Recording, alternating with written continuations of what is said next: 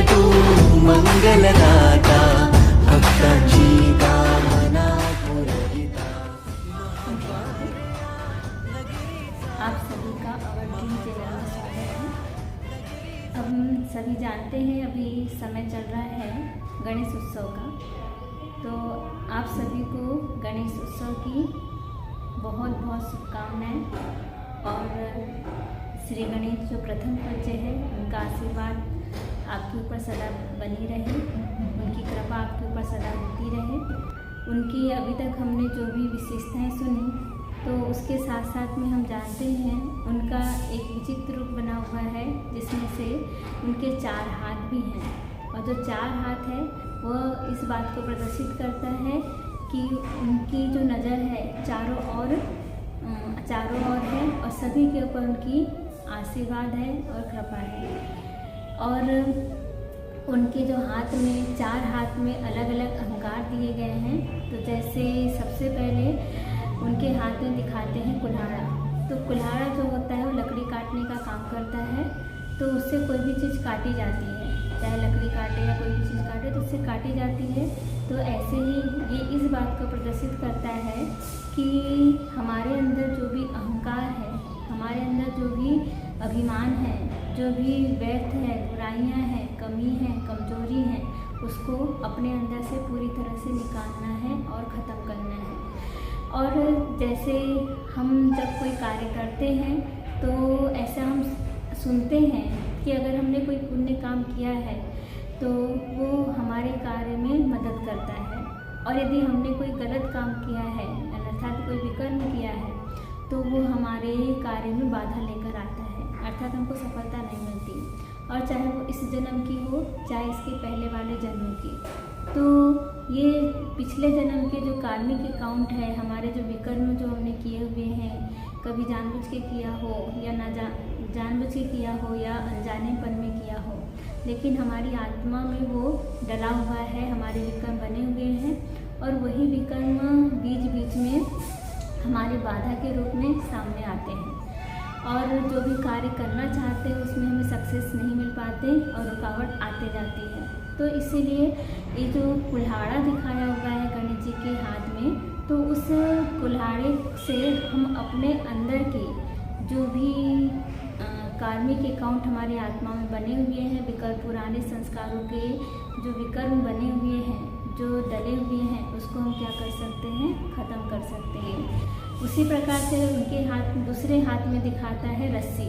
तो रस्सी जो है वो बंधन का प्रतीक है, क्योंकि रस्सी से कार्य ही किया जाता है बांधने का, तो बंधन का प्रतीक है।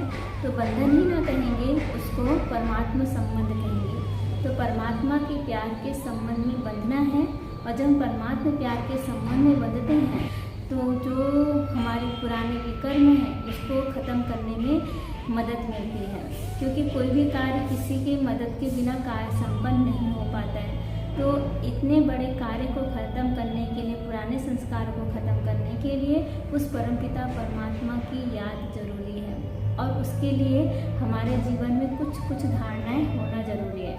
और उस धारणाओं को पक्का करने के लिए हमारे जीवन में कुछ नियम होते हैं, मर्यादाएं होती हैं, संयम होता है। तो ये सारी चीज़ों को जब अपने अंदर लाते हैं तब हम योग को पावरफुल बना सकते हैं और अपने पुराने विकर्म को ख़त्म कर सकते हैं। तो उस परमात्मा की याद की डोर में बंधना, यही है रस्सी का प्रतीक। तीसरी बात बताया जाता है उनके जो हाथ वरद मुद्रा में होते हैं, तो ऐसे उनके हाथ दिखाया जाता है। तो हम देखते हैं कि हम जब देवी देवताओं के सामने जाते हैं या किसी के भी सामने जाते हैं तो हाथ फैलाकर उनसे मांगते हैं, तो कुछ ना कुछ उनसे लेते हैं। लेकिन यहाँ पर जो देवी देवताएं हैं और हमारे जो कहना चाहिए गणेश जी हैं, उनके भी हाथ वरद मुद्रा में दिखाया है। वरद मुद्रा अर्थात वरदान देते हुए, सदा उन्होंने वरदान देते हुए उनके हाथ दिखाते हैं।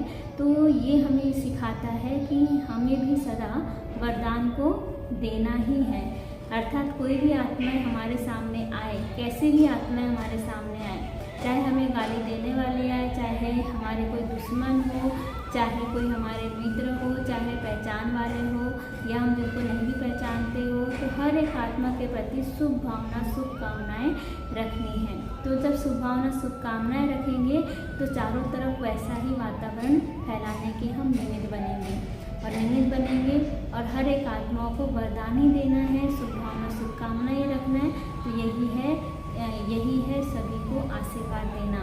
तो आशीर्वाद देना है, शुभ भावना शुभकामनाएं रखनी है, यही मनसा सेवा करनी है। यही है सच्ची गणेश चतुर्थी, जो हमने 10 दिन तक श्री गणेश जी को अपने घर में बिठाना है, उनकी पूजन किया, बहुत सुंदर उनका पंडाल तैयार किया, उनकी भक्ति भाव से उनका पूजन किया, वंदन किया, यज्ञ करते हैं, लास्ट में फिर उनको विसर्जन कर देते हैं और फिर ये कहते हैं गणपति बाबा मोरया, अगले बरस तू जल्दी आ। तो दोबारा उनको बुलाने का उनको निमंत्रण देते हैं। तो हम सब यही संकल्प करें कि आने वाले साल में जब गणेश जी हमारे पास दोबारा आए तो हम अपने अंदर के पुराने विकर्मों को, अहंकारों को, बुराइयों को, कमी कमजोरियों को ख़त्म कर लें और उस परमात्मा प्यार की डोर में बंधकर उनके से संबंध निभाते हुए विशेष कार्य को करते हुए और सभी आत्माओं को वरदान देने का कार्य करते रहें।